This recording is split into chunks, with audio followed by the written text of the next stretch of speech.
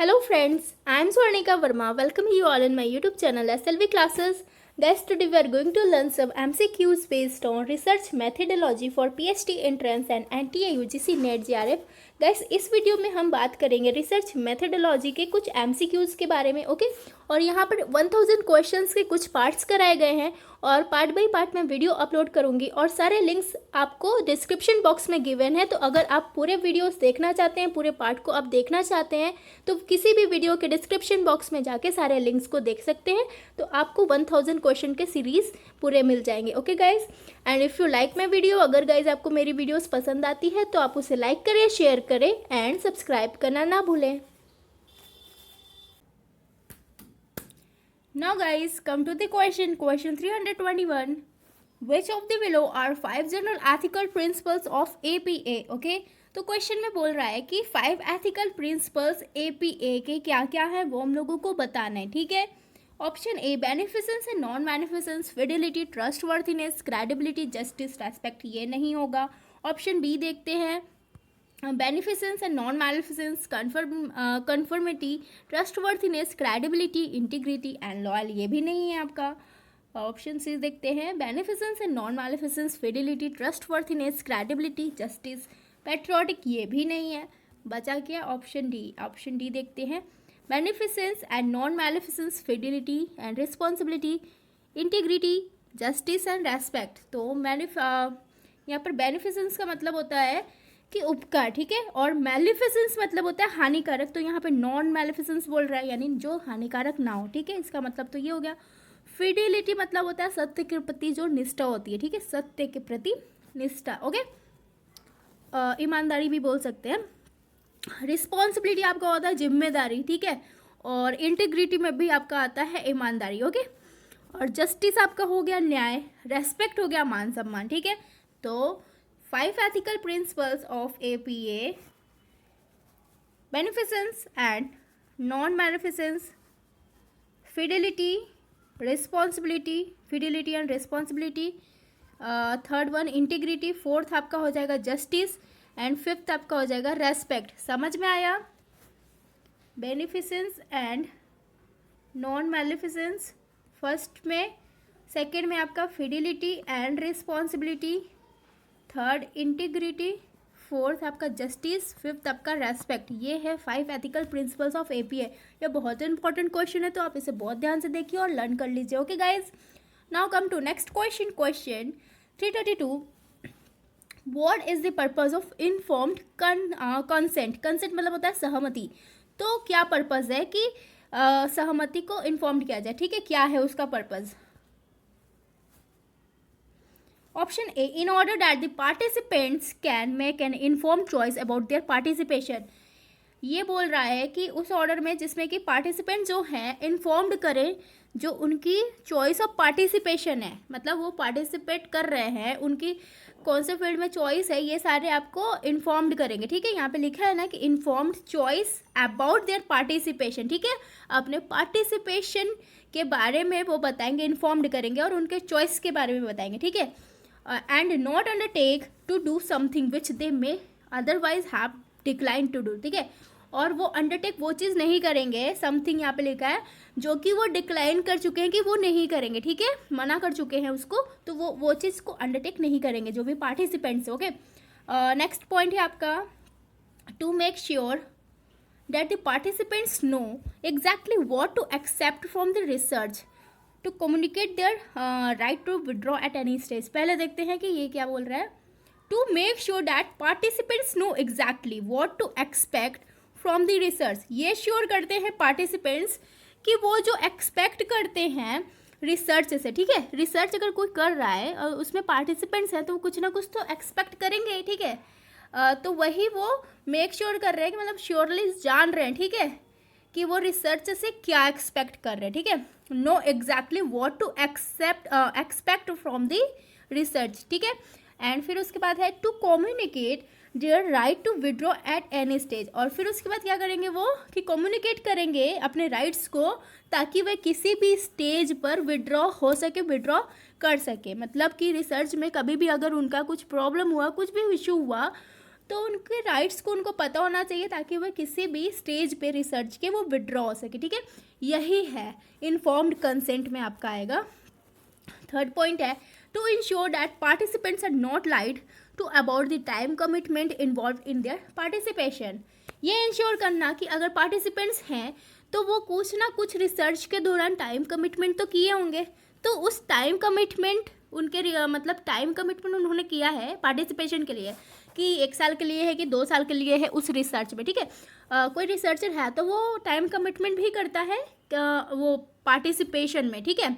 अगर पार्टिसिपेंट्स हैं, पार्ट ले रहे हैं किसी भी एक्सपेरिमेंट में या रिसर्च में, ठीक है, तो उनको टाइम कमिटमेंट करना पड़ेगा। तो ये श्योर करना कि पार्टिसिपेंट्स नॉट लाइट यानी झूठ ना बोले वो टाइम कमिटमेंट के regarding involve in their participation, जो भी टाइम कमिटमेंट उनके पार्टिसिपेशन में इन्वॉल्व है, ठीक है, उसके प्रति उनकी ईमानदारी होनी चाहिए, वो झूठ ना बोले, ठीक है। नॉट लाइट लिखा है, ठीक है। तो इसमें क्या हो जाएगा, इन्फॉर्म कंसेंट के सारे पर्पस क्या है, ऑल ऑफ दीज, यानी ये सभी बहुत ही ज़रूरी हैं। यही पर्पस है आपका इन्फॉर्म्ड कंसेंट का, यानी सहमति से जो इन्फॉर्म पर्पस होता है, ठीक है। ये सारे आपके हो गए।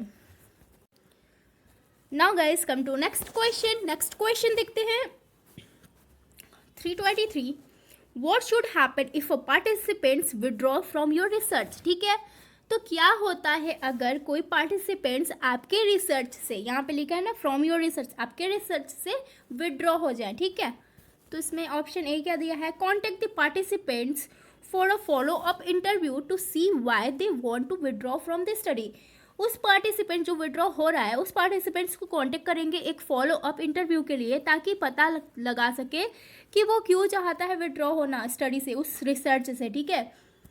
ऑप्शन बी आपका होगा all information contributed by that participants up to that date should be destroyed. यहाँ पे बोल रहा है कि जो भी इंफॉर्मेशन कंट्रीब्यूट हुआ है उस पार्टिसिपेंट्स के द्वारा उस डेट से लेके जिस डेट तक वो है, मतलब जिस डेट तक उसने पार्टिसिपेट किया है, ठीक है, आज उसने मतलब विड्रॉ किया है, तो आज के डेट तक जब तक उसने रिसर्च किया है, स्टडी किया है, तब तक के सारे इन्फॉर्मेशन जो भी उसने कंट्रीब्यूट किया है सारा क्या हो जाएगा, शुड बी डिस्ट्रॉय, यानी वो डिस्ट्रॉयड हो जाएगा, ठीक है। और या तो turn over to the participants for the disposal, और वो क्या हो जाएगा, टर्न ओवर हो जाएगा उसके डिस्पोजल, यानी मतलब अगर विड्रॉ हो रहा है तो वो तो सिचुएशन हो गया ना डिस्पोजल का, ठीक है। तो ये क्या हो जाएगा, टर्न ओवर हो जाएगा। ओके गाइस, समझ में आया। अब सी देखते हैं। If you have already analyse the data, अगर आप उस डाटा को एनालाइज कर चुके हैं तो keep the participants information in the study. अगर आपने इन्फॉर्मेशन को एनालाइज किया है तो उस पार्टिसिपेंट्स के स्टडी को, इन्फॉर्मेशन को स्टडी में रखिए, ठीक है। और option D all of these, ठीक है। तो इसमें क्वेश्चन में क्या था, बोल रहा था कि क्या होता है जब कोई भी पार्टिसिपेंट्स रिसर्च से विड्रॉ हो, तो ऑप्शन बी आपका राइट होगा। जब भी सडनली कोई भी पार्टिसिपेंट्स रिसर्च के दौरान अगर विड्रॉ होता है तो उसने जब तक की रिसर्च की है, जो भी इंफॉर्मेशन कंट्रीब्यूट किया है वो सारा क्या हो जाएगा, डिस्ट्रॉय हो जाएगा उस डेट तक, ठीक है। और turn over to the participants for their disposal, और पार्टिसिपेंट्स के डिस्पोजल की वजह से वो टर्न ओवर हो जाएगा। समझ में आया। तो इसका राइट ऑप्शन हो जाएगा option B. Now guys next question 324 what is a major ethical drawback of offering financial incentive for participation. तो बोल रहा है कि मेजर एथिकल ड्रॉबैक क्या है कि जो ऑफर किया जाता है फाइनेंशियल इंसेंटिव को पार्टिसिपेशन में, ठीक है। एक पार्टिसिपेशन है उसमें क्या है, पार्टिसिपेंट्स को ऑफर किया जा रहा है फाइनेंशियल इंसेंटिव, ठीक है। उसके मेजर एथिकल ड्रॉबैक्स बताने हैं, ठीक है। इंसेंटिव तो सभी को अच्छे लगते हैं, ठीक है, बोनस वगैरह जो होते हैं एक्स्ट्रा में जो आता है, ठीक है। तो क्या होता है, इट कैन बी एक्सपेंसिव, क्या वो महंगा है। It can be coercive, coercive मतलब होता है ज़बरदस्ती, ठीक है, क्या ये ज़बरदस्ती किया जा रहा है, ठीक है। It may mean that people who are wealthy are less likely to be participate. इसमें क्या है कि ये बोल रहा है कि जो पीपल बहुत ज़्यादा अमीर हैं वो बहुत कम पार्टिसिपेट कर रहे हैं क्योंकि उनके पास तो पैसे की कमी नहीं है, तो उनको क्या लालच होगा ऑफ कि वो इंसेंटिव ले, फाइनेंशियल इंसेंटिव, ठीक है। तो इसमें ये बोल रहा है, और ऑप्शन डी में नन ऑफ दीज है। तो ये क्या है, ऑप्शन बी इसका राइट होगा। It can be coercive, coercive मतलब होता है एक तरीके से कि ये ज़बरदस्ती हो सकता है, ठीक है। तो मेजर एथिकल ड्रॉबैक क्या होता है ऑफरिंग फाइनेंशियल इंसेंटिव का, अगर कोई इंसेंटिव दे रहा है तो ऊपर मतलब क्या बोल सकते हैं कि फ्री में तो देगा नहीं ना, कुछ आप काम करोगे, टारगेट पूरा करोगे तभी देगा, ठीक है। जैसे बैंक में होता है, इंसेंटिव्स मिल रहा है तो उसके टारगेट आप पूरा करोगे तभी मिलेगा, ऐसे फ्री में कोई पैसा नहीं बांट रहा, ठीक है। तो एक तरीके से ये ज़बरदस्ती हुआ ना कि आप इसको पूरा करो, इस पार्टिसिपेशन को कंप्लीट करो, ठीक है। ये जो है रिसर्च, इसको पूरा करो तब जाके कुछ ऑफर होगा फाइनेंशियल इंसेंटिव का, ठीक है। तो इसीलिए इसको बोला गया है इट कैन बी कोर्सिव, ये हो सकता है जबरदस्ती, ठीक है। Now guys come to the next question, question 325। In certain circumstances other researcher may request your data set verification, okay, in which situation would you have to refuse their access, okay। तो बोल रहा है कि किसी certain circumstances में other researcher, यानी आपको नहीं बोल रहा, अदर रिसर्चर है, may request your data set for verification, वो रिक्वेस्ट कर रहे हैं ताकि आपके डाटा सेट को ले सके वेरिफिकेशन के लिए, ठीक है। कोई दूसरा रिसर्चर रिक्वेस्ट कर रहा है, तो इन विच सिचुएशन, कौन से सिचुएशन में आप रिफ्यूज़ करेंगे उनके एक्सेस को, ठीक है। वो जो इन्वॉल्वमेंट कर रहे हैं मतलब वो आप में मतलब आपकी वेरिफिकेशन को मांग रहे हैं ना, ठीक है, वो रिक्वेस्ट कर रहे हैं अदर रिसर्चर जो है, तो आप कब मना कर सकते हो उसको, ठीक है, उनके एक्सेस को कब मना कर सकते हो। तो इसका हो जाएगा, नाउ गाइस फर्स्ट पॉइंट देखते हैं, option A, if the confidentiality of the participants can not be assured, जब भी किसी पार्टिसिपेंट्स का कॉन्फिडेंशियलिटी एश्योर्ड ना हो, ठीक है।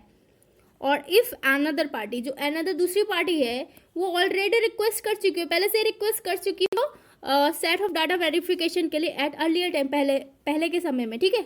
मतलब आपके पहले, या तो जो अदर रिसर्चर ने रिक्वेस्ट किया उसके पहले अदर पार्टी ने रिक्वेस्ट कर लिया हो, ठीक है।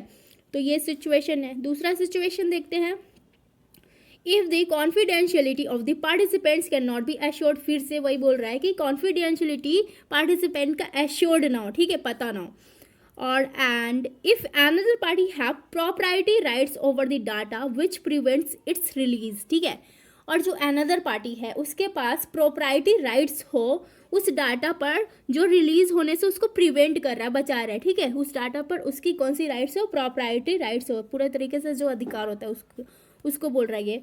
तो ऑप्शन बी भी नहीं है, ऑप्शन सी देखते हैं, if the participants have not signed a disclaimer, जब भी एक पार्टिसिपेंट्स है वो साइन ना किया हो डिस्क्लेमर को, ठीक है, डिस्क्लेमर वगैरह साइन करने पड़ते हैं, तो वो साइन ना किया हो, ठीक है, पार्टिसिपेंट जो है। And if another party have property rights over the data which prevents it's release, ठीक है। और इसमें क्या बोल रहा है कि यदि अगर अनदर पार्टी के पास क्या हो, दूसरी पार्टी के पास प्रॉपर्टी राइट्स हो, ठीक है, प्रोप्राइटरशिप होता है ना, तो वैसे ही ये प्रॉपर्टी राइट्स बोल रहा है over the data which prevents it's release, उसके रिलीज से जो बचाता है, प्रिवेंट करता है उस डाटा को, ठीक है। तो वो प्रॉपर्टी राइट्स बोल रहा है उस रिलीज पर, उस डाटा के रिलीज पर, ठीक है। तो ऑप्शन सी आपका राइट हो जाएगा। फिर से देखते हैं ऑप्शन सी को, if the participants have not signed a disclaimer, जब भी कोई भी पार्टिसिपेंट्स है वो डिस्क्लेमर को ना साइन किया हो तब, और यदि अनदर पार्टी जो है उसके पास प्रॉपर्टी राइट्स हो over the data which prevents it's release, जो कि प्रिवेंट होता है मतलब कि बचता, मतलब रिलीज होने से जिसको बचाया जाता है उस डाटा को, ठीक है। यहाँ पे दिया है ना set of data for verification, उसी को ये बोल रहा है कि उसको मतलब प्रिवेंट करना रिलीज से, ठीक है। यहाँ पे तो उस डाटा पर उसकी प्रॉपर्टी राइट्स हो, पूरे तरीके से जो अधिकार हो, ये बोल रहा है। Now guys next question, the laboratory experiment has the potential to reveal causality, but how is this achieved, okay। तो जो लैबोरेटरी एक्सपेरिमेंट है उसके पास जो पोटेंशियल होता है टू रिवील कॉजैलिटी, कॉजैलिटी मतलब जो कारण संबंधित होता है उसकी बात कर रहा है। तो बोल रहा है लेकिन हाउ इज इट अचीव्ड, उसको कैसे अचीव्ड किया जा सके, ठीक है। रिवील कॉजैलिटी को जो है लैबोरेटरी एक्सपेरिमेंट में उसके पास, उसको कैसे अचीव्ड किया जा सके, ओके। तो उसको देखते हैं। नाउ गाइस ऑप्शंस देखते हैं। Option A, by the manipulation of one or more independent variables and the measurement of the effects of this manipulation of one or more dependent variables, ठीक है। तो यहाँ पे बोल रहा है जो मैनिपुलेशन होता है, जो हेर फेर होता है किसी एक वेरिएबल का या ज़्यादा वेरिएबल का या इंडिपेंडेंट वेरिएबल्स का, या तो measurement of the effect of these manipulation, जो मैनिपुलेशन हो रहा है उसके मेजरमेंट, जो उसके इफेक्ट है उसके मेजरमेंट के बारे में बता रहा है, ठीक है, ऑफ वन और मोर और डिपेंडेंट वेरिएबल, ठीक है। तो ये बोल रहा है, फिर बोल रहा है कि by the control of all other variables other than the independent variables. तो बोल रहा है कि by the control of all other variables, independent variable को छोड़ के जितने भी वेरिएबल्स है उसमें इंक्लूडेड हो गए आपके डिपेंडेंट वेरिएबल्स भी, ठीक है। तो उस पर कंट्रोल होना, ठीक है, by the control of all, मतलब उस सब पे कंट्रोल होना एक्सेप्ट इंडिपेंडेंट वेरिएबल, ये बोल रहा है। फिर बोला by the random assignment of the participants, ठीक है, किसी भी पार्टिसिपेंट्स का रैंडम असाइनमेंट करना, ठीक है, two different conditions or different orders in which the conditions are run. किसी भी पार्टिसिपेंट्स का रैंडमली असाइन करना, ठीक है, two different condition at different condition or different order in which the conditions are run, जिसमें भी कंडीशंस रन हो रहे हैं, ठीक है, रन हो रहे हैं यानी चल रहे हैं, ठीक है। तो डिफरेंट ऑर्डर्स में भी हो सकते हैं वो, डिफरेंट कंडीशंस में भी हो सकते हैं। तो उस दौरान जो रैंडम असाइनमेंट होता है किसी भी पार्टिसिपेंट्स का, उसकी बात कर रहे हैं, ठीक है, by random assignment of participants to different conditions, okay. तो ऑप्शन डी में देखते हैं ऑल ऑफ दीज, इसमें से सभी। तो इसका राइट ऑप्शन होगा ऑल ऑफ दीज, यानी ऑप्शन डी। इसमें जो मैनिपुलेशन की बात कर रहा है, इंडिपेंडेंट वेरिएबल्स, अदर वेरिएबल्स और डिपेंडेंट वेरिएबल्स की, ये भी होगा, उसके इफेक्ट जो बता रहे वो भी होगा। By the control of all other variables, जो अदर वेरिएबल्स के कंट्रोल की बात कर रहा है वो भी, और फिर जो रैंडम असाइनमेंट्स ऑफ पार्टिसिपेंट्स की बात कर रहा है वो भी इंक्लूडेड होगा, okay guys. So right option होगा option D. Now guys come to next question, question 327।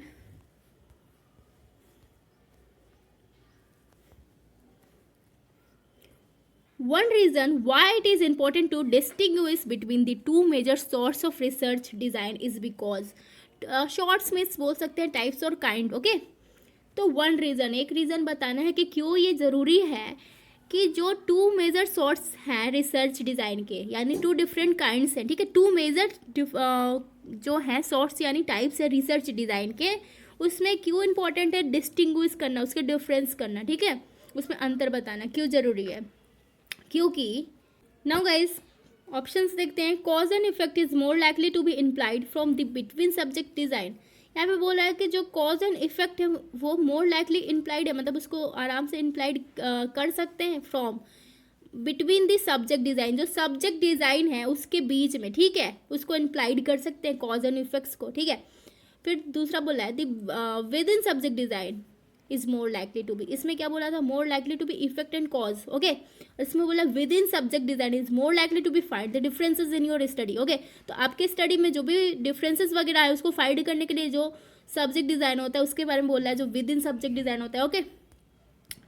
Option C देखते हैं, they use different methods of analyse or statistical test. तो ये बोल रहा है कि ये राइट ऑप्शन है, बिल्कुल राइट है, क्योंकि यहाँ पे बोला one reason why it is important to distinguish between the two major source of research design. क्यों ज़रूरी है कि दो काइंड्स ऑफ जो होते हैं रिसर्च डिज़ाइन के उसको डिस्टिंग्विश करना। जैसे कि दो चीज़ है, दो रिसर्च है, तो उसको उसमें थोड़ा बहुत तो अंतर हो गई होगा, ठीक है। तो यही बोल रहा है कि वो क्यों ज़रूरी है। तो इसमें ऑप्शन सी आपका राइट होगा, दे यूज़ डिफरेंट मैथड। क्यों?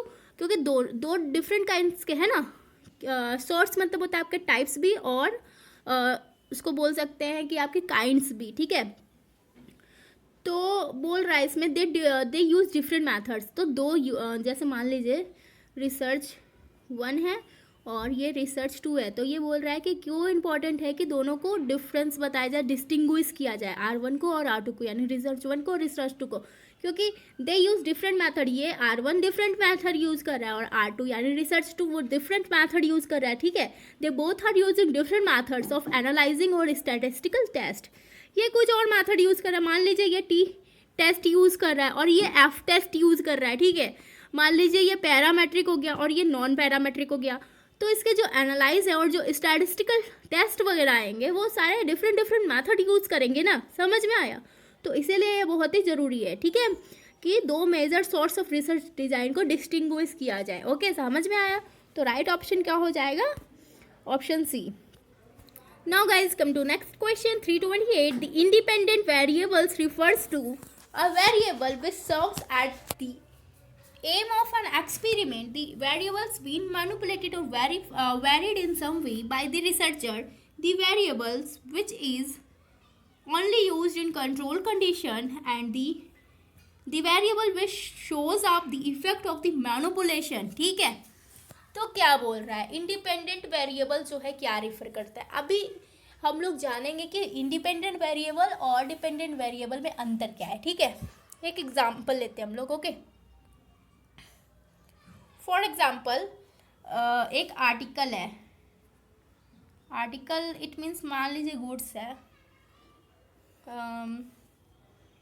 जैसे एक पेन है। ठीक है,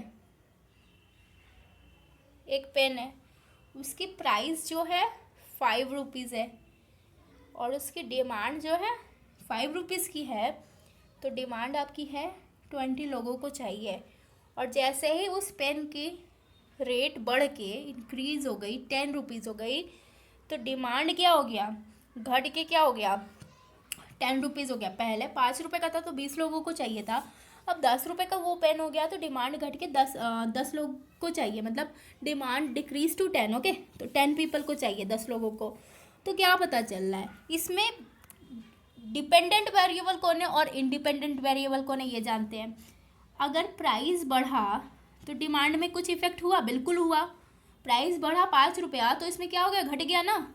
ठीक है, तो डिमांड जो है यहाँ पर टोटली डिपेंड है price of the article, price of the commodity पर। ठीक है, सप्लाई और डिमांड जो होता है प्राइस पर ही डिपेंड करता है। अगर प्राइस में थोड़ा सा भी हेर फेर होगा तो सप्लाई भी घट जाएगा और डिमांड भी घट जाएगा। जैसे मार्केट में कपड़े वगैरह आते हैं तो जो सस्ता रहता है लोग ज़्यादा से ज़्यादा मतलब बहुत मैक्सिमम 99% लोग सस्ते ही चीज़ लेना पसंद करते हैं। ठीक है, कम पैसे में अच्छा चीज़ लेना। ठीक है, तो इसी तरीके से जब प्राइस बढ़ जाएगा तो डिमांड ऑटोमेटिकली घट जाएगा। ठीक है, तो प्राइस यहाँ पर आपका है इंडिपेंडेंट वेरिएबल। ठीक है, वो किसी पर डिपेंड नहीं है, उसका मन है वो बढ़ेगा, उसका मन है घटेगा। ठीक है, वो मार्केट के अकॉर्डिंग चलता है। लेकिन अगर प्राइस बढ़ रहा है तो डिमांड क्या हो रहा है, डिमांड तो घट जा रहा है ना, तो वो डिमांड जो है आपका प्राइस पर डिपेंड है। ठीक है, तो आपका डिमांड यहाँ पे डिपेंडेंट वेरिएबल हो गया और डिमांड घट रहा है तो ऑटोमेटिकली आपका सप्लाई भी तो घटेगा। तो वो डिमांड और सप्लाई आपका क्या हो गया, डिपेंडेंट वेरिएबल हो गया, किस पर, प्राइस पर। और प्राइस आपका है इंडिपेंडेंट वेरिएबल। इंडिपेंडेंट तो समझ ही रहे हैं कि स्वतंत्र जो होता है। ठीक है, तो यहाँ पर प्राइस कमोडिटी जो है आपका इंडिपेंडेंट यानी स्वतंत्र है। ठीक है, और आपका डिमांड और सप्लाई जो है वो इंडिपेंडेंट है यानी प्राइस पर डिपेंड कर रहा है। ठीक है, अब समझ में आया। अब क्वेश्चन देखते हैं, the independent variables refers to, option B right होगा, द वेरिएबल बीन मैनिपुलेटेड। जो वेरिएबल्स होते हैं मैनिपुलेट हो रहे हैं ना, मैनिपुलेट मतलब हेर फेर होना, यानी अभी मैंने एग्जांपल दिया था कि प्राइस बढ़ रहा है, प्राइस बढ़ रहा है। ठीक है, तो क्या हो रहा है, डिमांड और सप्लाई घट जा रहा है, तो मैनिपुलेट हो रहा है ना वेरिएबल्स में। ठीक है, तो उसी की बात कर रहा है। और varied in some way by the researcher, varied भी कर रहा है, कुछ कुछ सिचुएशन, कुछ कुछ कंडीशंस में वेरिड कर रहा है ना रिसर्चर के द्वारा, या तो किसी भी मतलब रिटेलर के द्वारा, होलसेलर के द्वारा। यहाँ पे रिसर्चर की बात कर रहा है तो सेम पॉइंट वही होगा। ठीक है, कि द वेरिएबल्स बीन मैनिपुलेटेड और varied in some way by the researcher, ये आपका राइट आंसर है। जब भी पूछेगा differences between independent variables and dependent variables, तो आप इसको इजीली लर्न कर सकते हैं कि प्राइस जब बढ़ रहा है तो डिमांड और सप्लाई ऑटोमेटिकली घट जा रहा है, तो आपका प्राइस और सप्लाई डिमांड और सप्लाई क्या हो गया, आपका डिपेंडेंट वेरिएबल हो गया और इंडिपेंडेंट में आपका प्राइस हो गया। ठीक है, अब देखते हैं next question. Now guys, come to next question 329. In a basic true experiment with only 2 conditions, you are interested in the effect of noise on completing a comprehension task. You decide to play a tape recording of very loud music to which group of the participants? तो यहाँ पर बोल क्या रहा है, इन a basic true experiment यानी real experiment कर रहे हैं। ठीक है, रियल यानी सच वाला एक्सपेरिमेंट जो है, आंखों देखा जो एक्सपेरिमेंट हो रहा है वो। ठीक है, विथ ओनली 2 कंडीशंस, 2 कंडीशंस के साथ। तो बोल रहा है आप interested in the effect of noise. ठीक है, एक कॉम्प्रहेंशन टास्क है, उसके कंप्लीट होने पे आप क्या करेंगे, एक नॉइस का हेल्प लेंगे। Noise in the sense of बोल सकते हैं, you decide to play a tape recorder. Noise जो है आप यूज़ कर रहे हो वो क्या है, in the form of tape recorder, ठीक है। तो आप क्या कर रहे हैं, यू डिसाइड, आप डिसाइड कर रहे हैं कि आप एक टेप रिकॉर्डर प्ले करेंगे और वो भी बहुत ही लाउडली, ठीक है, loud music, with loud music. तो बोल रहा है कि आप कौन से ग्रुप के साथ ऐसा करेंगे।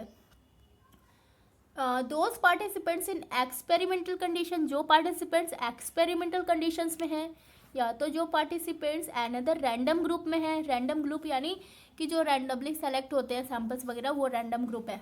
Those participants in the control condition, वो पार्टिसिपेंट्स जो कि कंट्रोल कंडीशन में है। तो जो कंट्रोल कंडीशन में है उनके लिए टेप रिकॉर्डर की ज़रूरत ही नहीं है, तो ये पहले से कट गया, ठीक है। None of these it is a trick question. Option D बोल रहा है कि इसमें से कोई भी नहीं है, एक तरीके का ट्रिक क्वेश्चन है, ये भी नहीं होगा। जो रैंडमली सेलेक्ट होगा उसके लिए क्या ज़रूरत है टेप रिकॉर्डर यूज़ करने की, तो बचा गया option A. Those participants in experimental condition, वो पार्टिसिपेंट्स जो कि एक्सपेरिमेंटल कंडीशंस में हैं। यहाँ पर बात क्या कर रहा है, क्वेश्चन से ही समझ जाएंगे कि ये बोल रहा है एक रियल यानी ट्रू एक्सपेरिमेंट करना है। तो जो रियल एक्सपेरिमेंट पार्टिसिपेंट्स होंगे उसी का ना करेंगे कंडीशन, ठीक है, समझ में आया।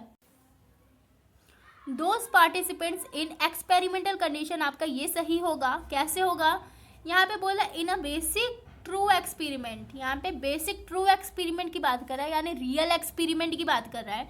और जब भी एक्सपेरिमेंट हो रहा है तो वो कौन से कंडीशन में होगा, एक्सपेरिमेंटल कंडीशंस में ही तो होगा। और एक्सपेरिमेंटल कंडीशन में जो पार्टिसिपेंट्स हैं उन्हीं के ऊपर तो ये अप्लाई होगा कि आप जो टेप रिकॉर्डर कर रहे हैं बहुत तेज़ आवाज़ में, किसके ऊपर करेंगे, टू विच ग्रुप, तो those participants in experimental condition, उस ग्रुप के साथ जो कि एक्सपेरिमेंटल कंडीशन में पार्टिसिपेट कर रहे हैं, ठीक है। तो राइट ऑप्शन हो जाएगा guys option A. Thank you guys for watching my video. If you like my video, please like, share and subscribe and follow me on Instagram.